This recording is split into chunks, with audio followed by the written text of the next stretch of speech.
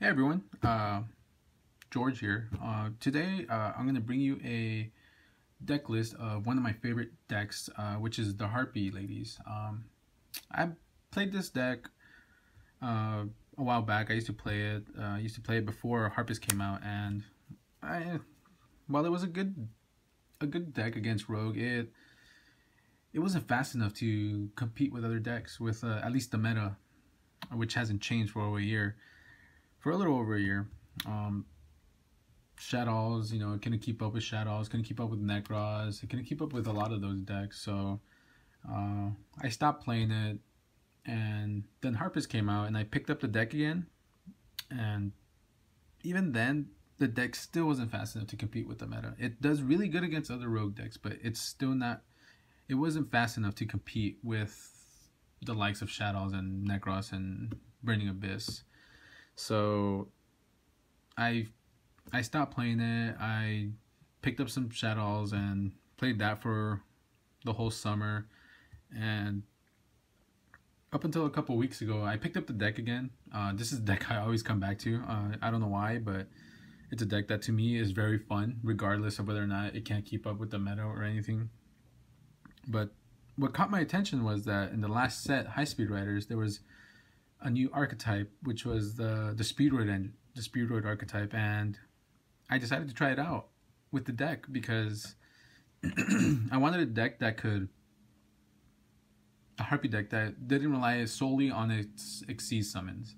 A lot of the time people would just fly and see you the second game, or they would Valor your Channeler, which is one of your main plays in the Harpy deck, a pure Harpy build, and it would hinder the rest of your turn because you couldn't do anything else. So with the Speedroid engine, I was able to make a deck that doesn't solely rely on Harpy Channeler. She doesn't have to carry the load anymore in the deck. She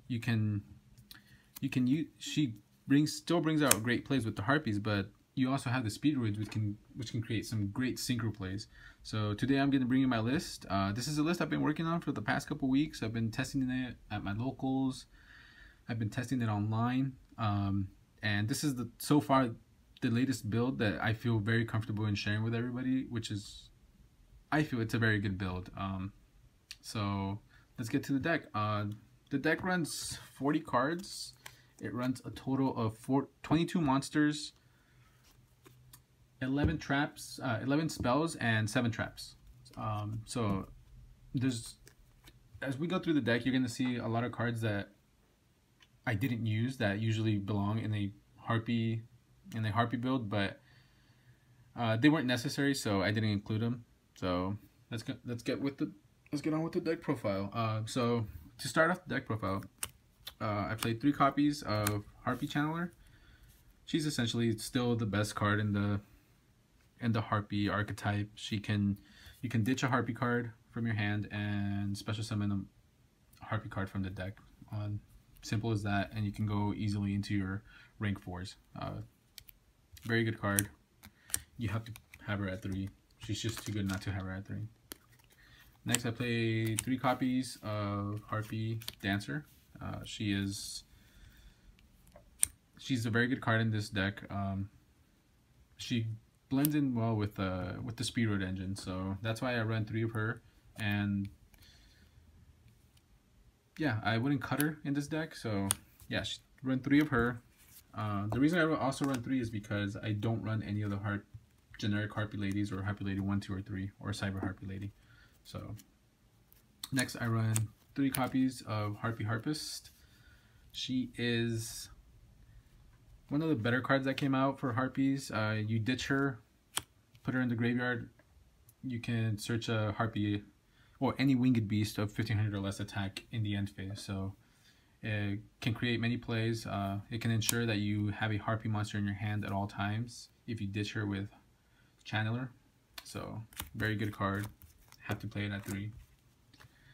And then the last of the Harpy monsters, I played 2 copies of Harpy Queen. I only play her at 2 because she doesn't have much use in the deck. I usually use her as discard fodder anyways, either to get the field spell or to discard it to special summon a Harpy from the deck. So I know she's 1900, but usually what I want to do is go into either my my Xyz or Synchro plays. So I play 2 copies of her. And that is it for the Harpy monsters. I run 11 Harpies in total. So yeah, I do, like I said, I do not run any of the generic Harpies or Harpy Lady 1, 2, or 3. And you'll see why. Next, I'm going to show you the Speedroid cards I run. So I run 1 copy of Speedroid Tri-Eyed Dice and 2 copies of Speedroid Red-Eyed Dice. These are the 3 tuners I run. I run 2 of the Red-Eyed because every time and whenever it's normal or special summoned, it can target one of your current Speedroids on the field and increase its level from change its level from either 1 to 6, which enables a lot of the synchro plays.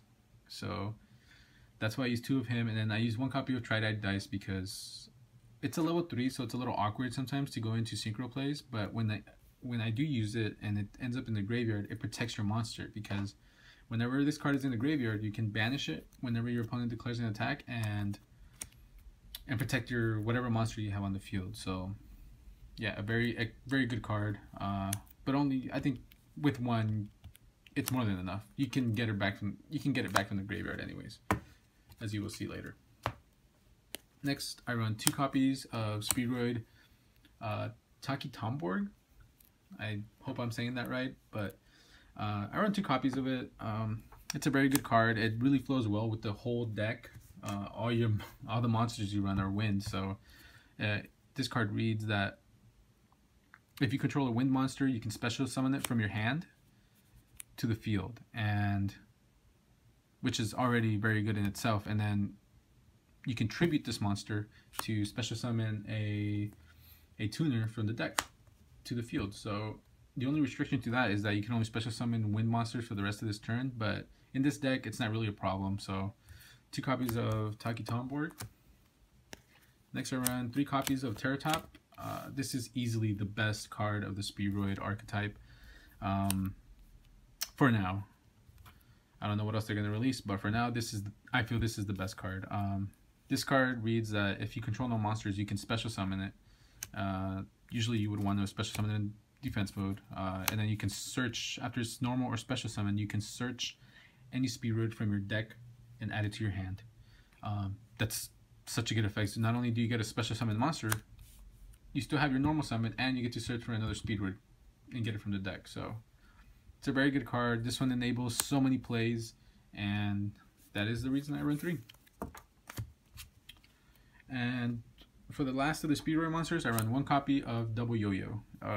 This is a card I only run 1 of because I don't want to see it too early. Its effect reads, when it's normal summon, you can special any Speedroid level 3 or lower in the graveyard and special summon it to the field. I don't want to see it early in the game because early in the game I'm not going to have any Speedroids in the graveyard. So, but late game, this card can win you duels. If you're in trouble, but you cleared your opponent's field, but they clear yours, and you have no cards in hand, and you top deck this, you can go for game. So very good card. So just run 1 of it. And for the last 2 monsters, I play 2 copies of Maxi because why not? Everybody special summons, so why not run 2 copies? So moving on to the spells, here are my 1-ofs. I run 1 copy of Instant Fusion, 1 copy of Divine Wind of Mist Valley, 1 copy of Regeki, 1 copy of Terraforming, and 1 copy of Foolish Burial. Instant Fusion for Norden. Norden special summons any level 4 or lower monster back to the field. Divine Wind of Mist Valley. Very good with Harpy Dancer. Special summons a level 4 or lower wind monster from the deck if a monster is bounced back to your hand. Regeki, clear the board. Terraforming to search for this. And Foolish Burial. It has very many uses in the deck. If you don't have a Harpy card in hand, you can send Harpies to the graveyard, and in the end phase, you can search for a Harpy. Or if you have Speed Recovery in hand, you can send a Speedroid monster and reborn that monster and go off in your play. So Foolish Burial has a lot of use in this deck. I actually really love Foolish Burial in the deck. Next, I run 2 copies of Harpy's Hunting Ground. Destroy pops back row, gives your Harpies 200 attack, or any winged beast. Sometimes I side this out second game because not a lot of decks run traps, but it's good going into locals. You know, a lot of locals have many rogue decks, so 2 copies of this. Next round, 2 copies of Forbidden Lance. Protect your monsters, use it offensively when you attack. Use it in the damage step. Protect your monsters from getting destroyed. So run it at 2. At 3 is a little too cloggy. Next I run 2 copies of Speed Recovery. This card is amazing. This card, it reads, you can target 1 Speedroid monster in your graveyard and you can special summon it. And no restriction. And it's not once per turn. So if you have 2 of these and you have a lot of Speedroids in your graveyard, you can summon 2 of them. And then the second effect reads, if it's in the graveyard and it wasn't sent there this turn but a previous turn, you can banish it from your graveyard and add a Speedroid monster from your graveyard to your hand. So this can reborn any of the Speedroids in your deck or any of the high Speedroid monsters in the extra deck that are in the graveyard. So it's a very, very good card. I absolutely love this card. I'm thinking about maybe bumping it up to 3, but for the moment I will keep it at 2. And that is it for the spells. I run a total of 11 spells. As you can see, I don't run any of the Hysteric Signs. I don't run Elegant Egotist. The reason being is because I only run 11 Harpies. And then Elegant Egotist is a little cloggy as well. It doesn't flow well with the Speedroid engine of the deck. If I have a Speedroid and Elegant Egotist is a dead card. So I don't run those. So moving on to the traps. I run 2 copies of Fiendish Chain. Prevents your opponent's monster from attacking and it negates its effect. So very good card. I absolutely love this card. The only problem is it can get MST'd, but it's still a very good card. Next, 2 copies of Breakthrough Skill. So I run the 2 Fiendish Chains and I run the two Breakthrough Skills. The reason I do that is because if they if they MST my Fiendish Chain and I have this set, I can flip it and break through their monster. And not only that, whenever it's in the graveyard, you can banish it to negate your opponent's monster's effect during your turn. So it's a very, very versatile card. I probably would say that it's probably better than Fiendish Chain due to its use in the graveyard. Next, I run 1 copy of Solemn, 1 copy of Torrential, and 1 copy of Vanity's Emptiness. These are the 3. This is the Disruption card I run. I just absolutely love Torrential Tribute, Vanities, and Solemn. I do not run Bottomless. A lot of the time I feel like it's not a card that really hurts people.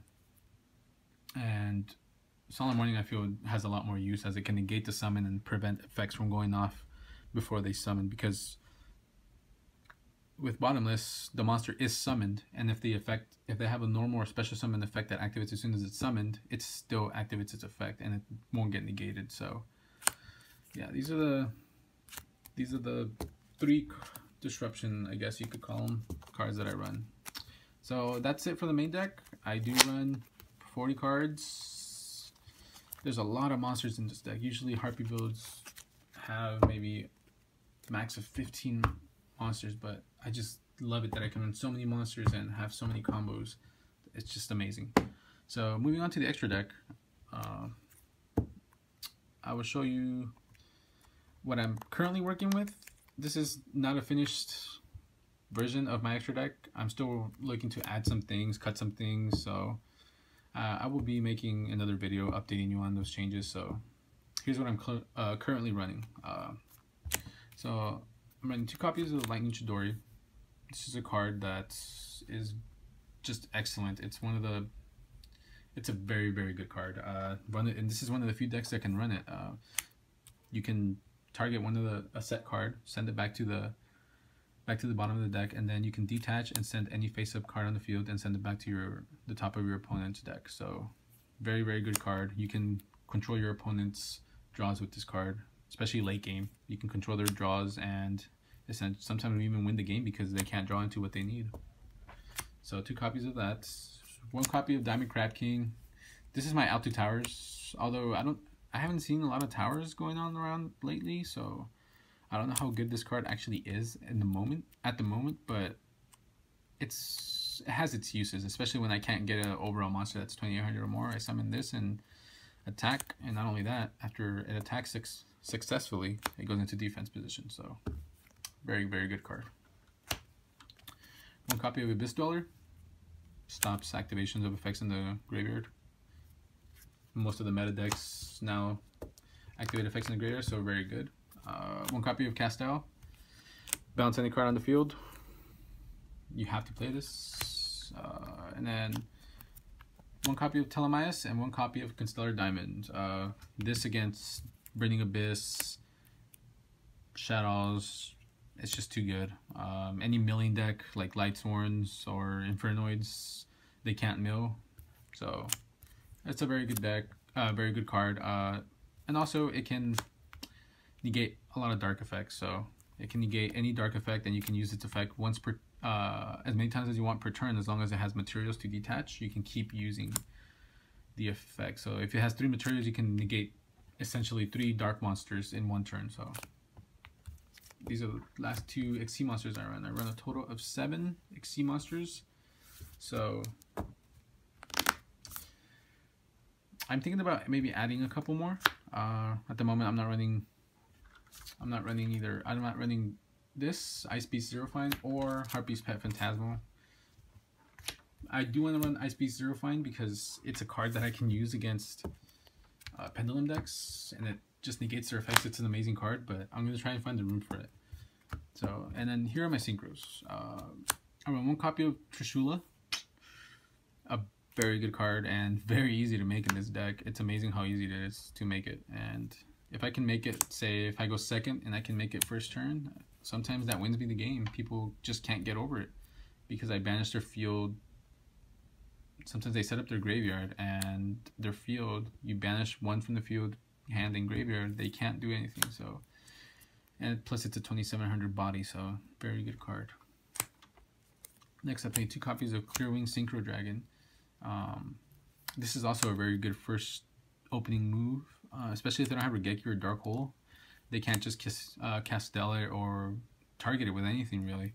And any monster that they summon that's level 5 or higher that activates its effect, you can negate the effect and destroy it. So, and not only that, it gains the attack, I believe. Yeah, if it destroys a monster, it gains the attack of the destroyed monster. So it's a very, very good card. I'm thinking about maybe cutting one and running the Yangzing Synchro, but for now I'm going to keep this at 2. Next I run 2 copies of High Speedroid Shambara. This card is amazing. I love this card. This card can win you games. This card can attack twice, and at the start of the damage step it gains 200 attack. So the first attack will be 2200, the second attack will be 2400. So, and then it just keeps gaining that attack. The attack doesn't go away. It's not once per turn thing where it keeps the attack to the end of the turn. It keeps gaining that attack. So the next time your opponent attacks, it's going to be a 2600 monster. So a lot of people don't read it and they attack into it, and then with a 2500 monster, and then they get destroyed. So it's a very good card. It can enable your OTKs. Next is a copy of Stardust Dragon. I run this because a lot of the time I have either Clearwing or Trishula on the field, and the problem is when I summon Channeler, she becomes a level 7 automatically whenever there's a dragon on the field. So having a tuner to go to summon and go into a synchro play to a level 8, I make Stardust. Plus it's also a wind monster, so it doesn't fall into the restriction that Taki Tomborg has of not being able to summon wind monsters for the rest of the turn. Special summon monsters for the rest of the turn except for wind monsters. So this is a very good card. Plus it adds protection if they Regeki or Dark Hole the field. And for my last 2 monsters, 1 copy of High Speedroid Kendama. This is probably going to get Sia cut. It's not that good. I mean, you can banish it to burn your opponent for 500 damage. You can banish a machine type monster in the graveyard, and then if you control no cards, you can special summon this from the graveyard. But the problem is that I run field spells and continuous traps, so it's okay. It's not that great. I'm probably gonna add in a Goyo Guardian. And for the last one, Norden. It's Norden. Special summon lower for a lower. It's just too good not to play. And that is it, guys. That is my Harpy deck profile.